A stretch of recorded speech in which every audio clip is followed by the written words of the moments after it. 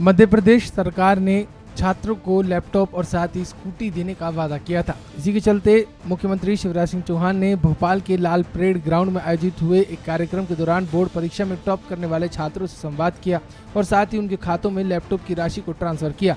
इसके साथ ही मुख्यमंत्री शिवराज सिंह चौहान ने घोषणा भी की कि अगर प्रदेश में सीबीएसई बोर्ड में टॉप करने वाले छात्रों को लैपटॉप की जो योजना थी उसे चालू किया जाएगा।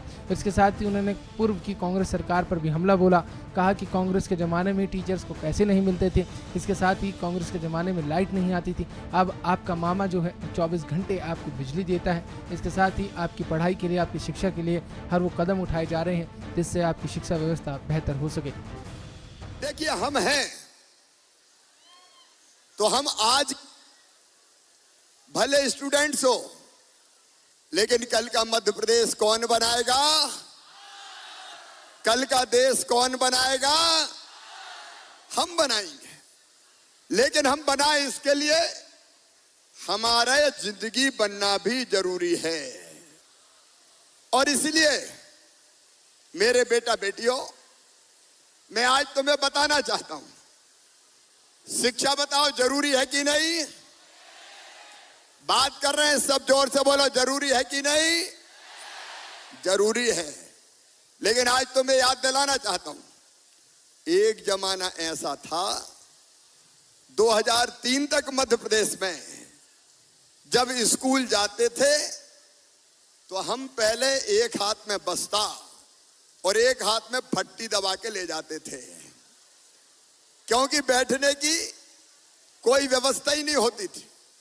स्कूलों के भवन टूटे फूटे रहते थे। और तुमने तो मामा का राज देखा है, बिजली में पढ़ रहे हो। हमको तो उस समय लालटेन में पढ़ना पड़ता था, चिमनी में पढ़ना पड़ता था।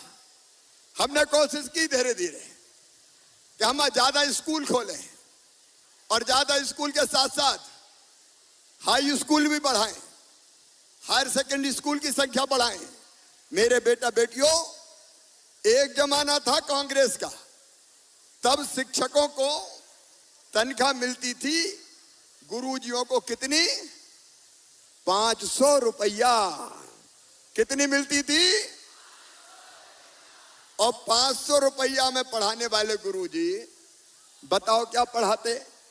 एक बार मैं एक स्कूल में गया और मैंने बच्चों से पूछा, मैं उस समय मुख्यमंत्री नहीं था, मैं सांसद था, तो मैंने स्कूल में पूछा बच्चों से, बताओ बच्चों, गंगा जी कहां से निकली?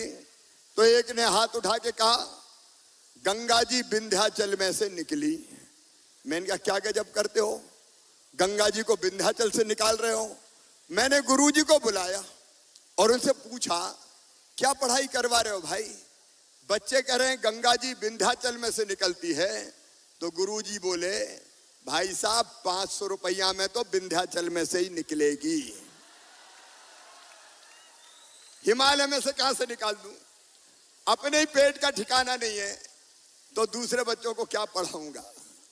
और तब हमने तय किया, जब हमारी सरकार आई, कि शिक्षकों को गुरुजी और शिक्षा कर्मी नहीं रहने देंगे, अध्यापक बना के उनको सम्मान देंगे, ताकि सब बच्चों को ठीक ढंग से पढ़ा सके और ठीक से उनको मानदेय मिल सके।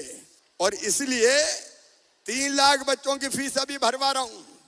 मुझे कहते हुए तकलीफ है कि जब कांग्रेस की सरकार 18, 19, 20 में आ गई थी तो उन्हें लैपटॉप भी बंद कर दिए थे और उन्हें बच्चों की फीस भराना भी बंद कर दी थी। उन्हें बच्चों की जिंदगी बर्बाद करने का पाप किया।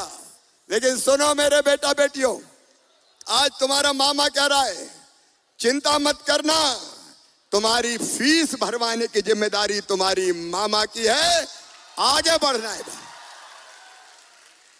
क्योंकि तुम पूंजी हो देश के लिए,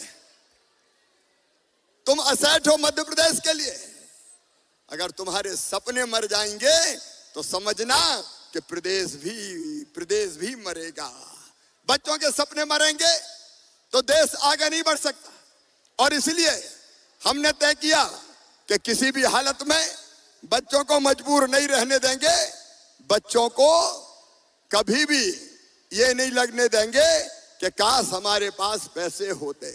और इसीलिए एक के बाद एक अनेकों योजनाएं, ये मुख्यमंत्री मेधावी विद्यार्थी योजना की बात कर रहा था, तो हम लोग तैयारी करो बेटा बेटी, पीएमटी की तैयारी करो, जेईई मेंस की तैयारी करो, क्लेट की तैयारी करो, अलग अलग जहां जाना चाहते हो उन विषयों की तैयारी करो। उस तैयारी के बाद तुम्हारे साथ तुम्हारा मामा खड़ा होगा, भारतीय जनता पार्टी की सरकार खड़ी होगी।